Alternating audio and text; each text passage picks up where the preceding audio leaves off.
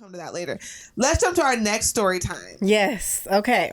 So this is we're doing personal stories today, but I'm gonna give my husband's story since he's worked in more startups than I have. So this is Crystal hasn't heard this, so let's see I'm excited. if she can crack up. Okay. So and me and ChatGPT wrote this. I gave the details. ChatGPT helped me put it in story form. Okay. So picture this, Golden Girl style. My husband, a seasoned software engineer with a resume that reads like a Silicon Valley tour guide, lands a gig at this startup in California. Now, if you know anything about startups, you know they can be a bit like a toddler on a sugar high. Exciting, unpredictable, and occasionally prone to face planting in a pile of Legos. Google, because they be having stuff. They have all types of fun, like wacky world stuff. Okay. Anyway, my husband gets hired, and in true startup fashion, they decide to kick things off with a team building extravaganza. We're talking a full day at the beach, a hike that would make a mountain goat sweat. Okay. That's ChatGPT. And a fancy dinner to cap it all off.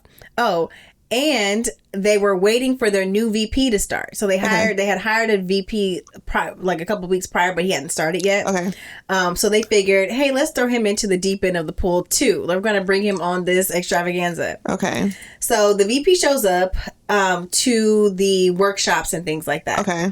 And he probably was thinking he was going to join the next hot thing. He had come from a really, big company, and he was like coming to the small company to like do some things, give back, do good, right? And mind you, these people have received lots of funding recently. Okay, so he's like, oh, they're going to go somewhere. But let's continue with the story.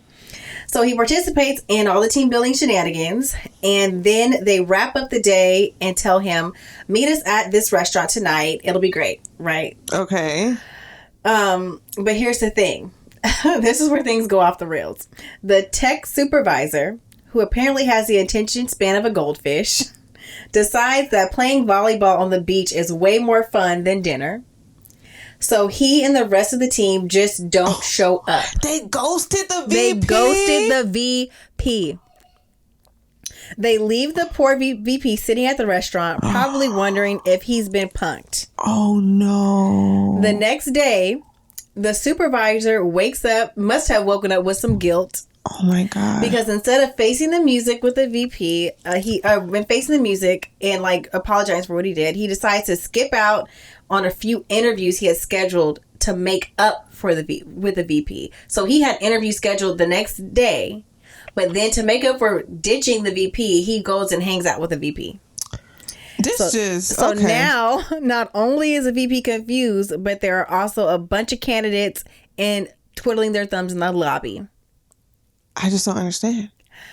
Who raised you? Who raised you? Oh my gosh. So in the end, it was a classic case of startup chaos, loosey-goosey processes, like I said earlier. A tech supervisor with a volleyball addiction, and a VP who probably started updating his LinkedIn profile that very night. Immediately. At dinner, he was on his phone. And then the crazier thing is, my husband told me that supervisor had did that to somebody else, another higher up position prior. So was he like the owner? He's a tech supervisor, and herein lies the problem. That's why my husband doesn't work there anymore. I'm just so confused. Like, what are you doing? And so that's just like a tip of the iceberg. We'll get to another story about how they trashed a resort. Lord.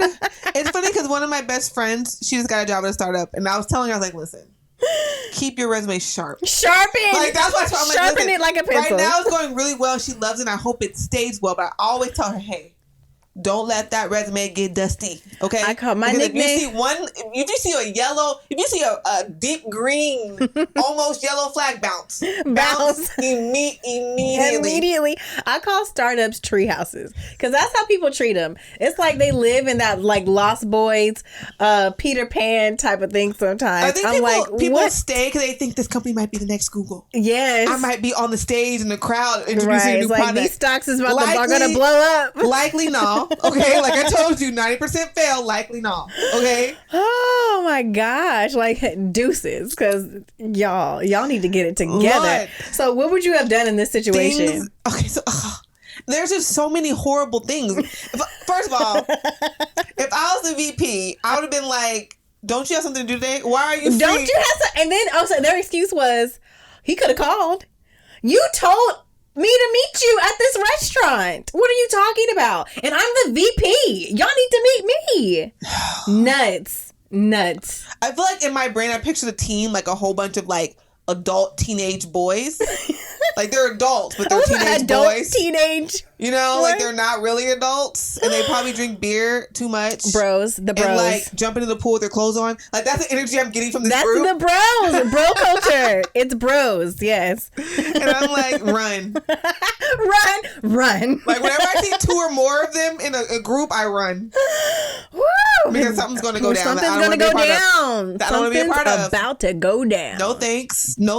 Like even when I interview companies, I literally will Google everyone on the team. How long has this company been together? Like I'm interviewing them because you're not about to put me in a toxic. I'm not about to leave a job that's paying my bills to come over here and you act a fool. So I interview companies. Startups need to be on their best behavior. You know what I'm saying? Okay. It's like, listen, we need to make sure that what I'm coming to is worth my time. And I feel like the older, I'm going to say antiquated because I feel like it's still happening in a lot of places, but I'm hoping it changes, is this idea that you should be happy to have a job.